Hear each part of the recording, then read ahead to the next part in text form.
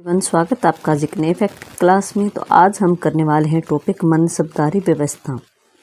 जो मनसबदारी व्यवस्था थी मुगल काल में, उसके बारे में कि मनसब का अर्थ क्या होता है कि पद, और मनसबदार का अर्थ क्या होता है पदाधिकारी। मनसब जो है एक पद का नाम है, जो उस पद को ग्रहण करता है उसका नाम होता है मनसबदार। यह प्रणाली किसने स्टार्ट की थी? तो अकबर ने, और आगे आने वाले मुगल सम्राटों ने भी इसका पालन किया था। इस प्रणाली की विशेषताएं क्या है कि दोहरी रैंक प्रणाली है कि मनसबदार को दो प्रकार की रैंक दी जाती है। एक रैंक का नाम है जात और एक रैंक का नाम है सवार। तो जात जो है उसमें व्यक्तिगत हैसियत को देखा जाता है कि दरबार में उसकी व्यक्तिगत हैसियत क्या है, उसका सम्मान कितना होता है। दूसरा जो सवार है यह बताती है कि जो मनसबदार है उसको कितने घुड़सवार सैनिक रखने की अनुमति है। ज़्यादा घुड़सवार सैनिक रखने की अनुमति है तो ये सोच लो कि उसको बड़ा मनसब का पद मिला हुआ है, ठीक है। और व्यक्तिगत हैसियत अगर ऊंची उसकी व्यक्तिगत हैसियत है दरबार में तो वो बड़ा मनसबदार कहलाएगा।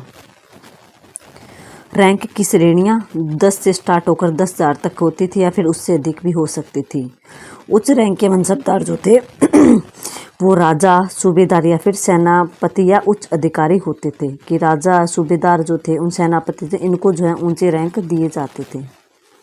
सेना पर नियंत्रण की मनसबदारी व्यवस्था के जरिए मुगल सम्राट ने सेना पर सीधा नियंत्रण रखा। इसका सबसे बड़ा लाभ यही था कि मनसबदारी व्यवस्था के द्वारा सेना पर सीधा कंट्रोल रखा गया।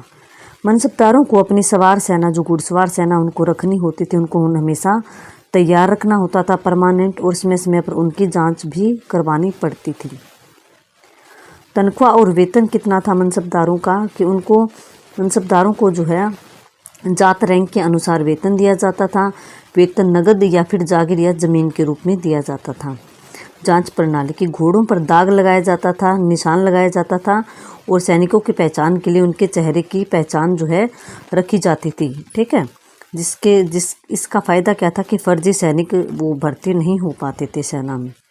इसका प्रशासनिक महत्व क्या था कि जो मनसबदार था वो प्रशासक, सेनापति, दरबारी व अधिकारी के रूप में काम करता था, और इनको विशेष जिम्मेदारियां भी दी जाती थी, जैसे कर इकट्ठा करना, कानून व्यवस्था को लागू करना और प्रशासन को संभालना।